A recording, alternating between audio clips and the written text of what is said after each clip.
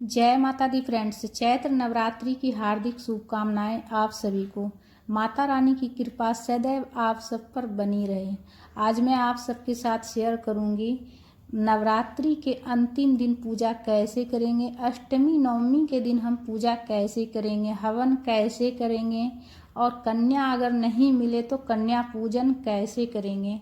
तो सरल और संपूर्ण पूजा विधि में आप सबके साथ शेयर करने वाली हूँ फ्रेंड्स। अष्टमी नवमी की पूजा जिस दिन कीजिएगा, सुबह में मॉर्निंग में स्नान आदि करके स्वच्छ वस्त्र पहनकर जहाँ पर पूजा की चौकी है आपका, वहाँ पर आप जो है अच्छे से साफ़ सफाई कर लीजिएगा और पूजा की चौकी की भी अच्छे से साफ़ सफाई कर लीजिएगा। जैसे एक दिन का पहले जो चढ़ा हुआ फूल वगैरह रहेगा वो सब हटा लेना है आपको। अखंड ज्योत जैसे आप प्रज्वलित किए हैं तो अखंड ज्योत आपका जलते हुए रहना चाहिए, उसमें घी अच्छे से डाल दीजिएगा। कलश को आपको नहीं हिलाना है और गणेश जी को भी जगह से नहीं हिलाना है, माता रानी को भी हिलाना नहीं है। सिर्फ पुष्प वगैरह हटाकर अच्छे से पूजा की चौकी साफ कर लीजिएगा। चौकी अच्छे से साफ करने के बाद सबसे पहले स्वच्छ जल में गंगा जल मिलाकर जल के छींटे देकर भाव स्नान करा लीजिएगा गणेश जी को, माता रानी को। और कलश के ऊपर भी जल के छींटे दे दीजिएगा। अगर ज्वार बोए हैं तो ज्वार में भी अच्छे से जल के छींटे देकर ज्वार को सींच लीजिएगा। उसके बाद सबसे पहले गणेश जी की पूजा करेंगे। वस्त्र के स्वरूप में कलावा समर्पित करेंगे, रोली से तिलक करेंगे, अक्षत समर्पित कर लेंगे, हम पुष्प समर्पित करेंगे। जिस भी कलर का फूल हो, माला हो, चढ़ा लीजिएगा। सर्वप्रथम गणेश जी की पूजा कर लेंगे।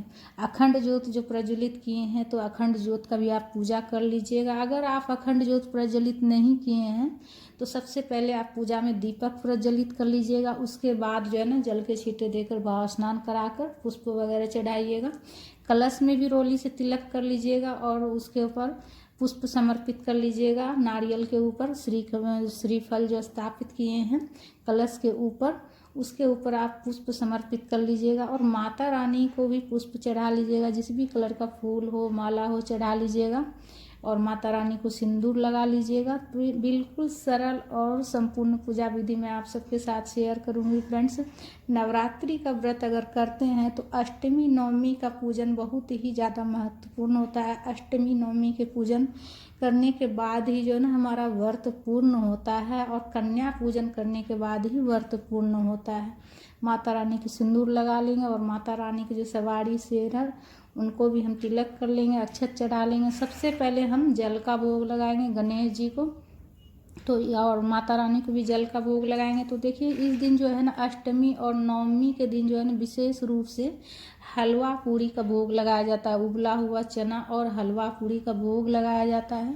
तो गणेश जी को भी हम हलवा पूरी का भोग लगा लेंगे और उबला हुआ चना का भोग लगा लेंगे। माता रानी को भी भोग लगा लेंगे। तो देखिए अष्टमी नवमी के दिन जो हम भोग लगाते हैं ना, तो नवमी के दिन जैसे भोग लगाते हैं तो उस दिन 9 की संख्या का बहुत ज़्यादा महत्व होता है। तो 9 पूरी आप जो है ना भोग लगाइएगा। 9 की संख्या में पूरी की जो संख्या है वो 9 रहनी चाहिए। 9 पूरी आप माता रानी को भोग लगाइएगा। सीजन का जो भी फल हो उसका भी आप भोग लगा लीजिएगा। उसके बाद हाथ जोड़कर निवेदन जरूर कर लीजिएगा माता रानी से, गणेश देवता से निवेदन जरूर कीजिएगा कि हे प्रभु, हे माता रानी, भोग ग्रहण कीजिए। हाथ जोड़कर निवेदन करने के बाद उसके बाद धूप प्रज्वलित करके धूप दिखा लीजिएगा। उसके बाद हाथ में पुष्प लेकर जो है ना पाठ कर लीजिएगा। दुर्गा सप्तशती का पाठ कर लीजिएगा या फिर आप जो दुर्गा चालीसा पढ़ते हैं तो दुर्गा चालीसा पढ़ लीजिएगा। पढ़ने के बाद हाथ में जो पुष्प लेकर पढ़िएगा वो माता रानी के चरणों में समर्पित कर लीजिएगा। उसके बाद देखिए आप जो है छोटा सा हवन जरूर से जरूर कीजिएगा। अगर आप शुरू दिन से अगर हवन करते आए हैं तो भी आपको अष्टमी नवमी के दिन, जिस दिन कन्या पूजन, बहुत से लोग देखिए अष्टमी के दिन कन्या पूजन करते हैं, बहुत से लोग नवमी के दिन कन्या पूजन करते हैं।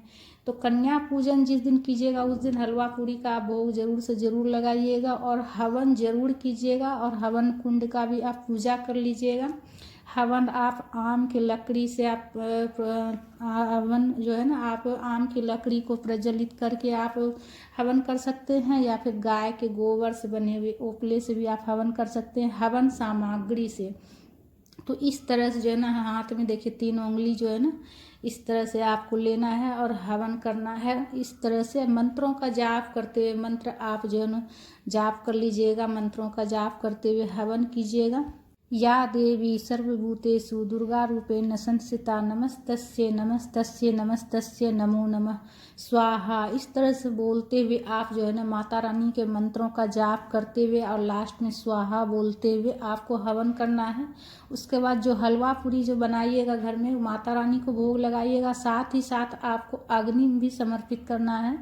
हलवा और पूरी और फिर माता रानी की जो हलवा पूरी का भोग लगाए उससे भी थोड़ा सा लेकर अग्नि में समर्पित करना है। तो इस तरह से जो है आप हवन जरूर से ज़रूर कीजिएगा फ्रेंड्स। और लास्ट में आपको जैसे हवन करने के बाद लास्ट में हलवा पूरी आपको चढ़ाना है अग्नि में। उसके बाद दीपक प्रज्वलित करके आरती कर लीजिएगा। आरती आप दीपक प्रज्वलित करके भी कर सकते हैं या फिर आप कपूर से भी आरती कर सकते हैं फ्रेंड्स। कपूर या फिर आरती से आप कपूर या फिर दीपक प्रज्वलित करके आप आरती कर लीजिएगा। प्रेम पूर्वक माता रानी के आरती गाते हुए आरती कर लीजिएगा माता रानी के। तो इस तरह जो है ना आप मॉर्निंग में पूजा कीजिएगा और मॉर्निंग में ही जो है ना हवन कीजिएगा फ्रेंड्स। कन्या पूजन के पहले माता रानी की पूजन की जाती है और हवन किया जाता है। कन्या पूजन से पहले आपको हवन करना है। तो कन्या पूजन सुबह में जितना जल्दी हो जाए उतना ही अच्छा रहता है। अष्टमी नवमी के दिन बहुत से लोग अष्टमी को कन्या पूजन करते हैं, बहुत से लोग नवमी को करते हैं। तो आपके यहाँ जैसा हो, आपके यहाँ जैसी परंपरा हो उस अनुसार से आप कर लीजिएगा। ठीक है। आरती करने के बाद सीधे हाथ में जल लेकर आचमनी कर लीजिएगा। आचमनी करने के बाद ही आपका पूजा पूर्ण होता है। तो इस तरह जो है ना आप जो है सबसे पहले क्षमा याचना कर लीजिएगा, उसके बाद माता रानी से प्रार्थना कीजिएगा। तो इस तरह से आप अष्टमी और नवमी के दिन पूजा कर सकते हैं।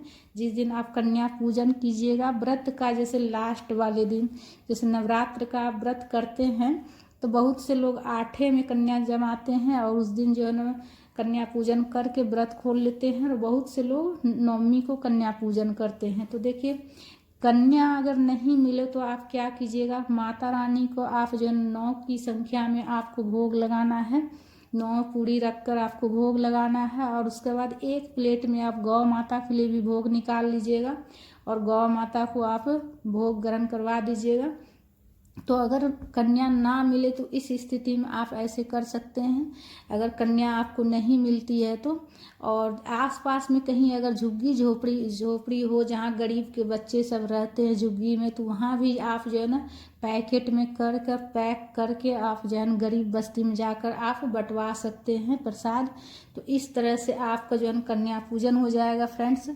तो इस तरह से सरल विधि से आप जो है ना अष्टमी और नवमी के दिन पूजा कर सकते हैं, हवन कर सकते हैं फ्रेंड्स।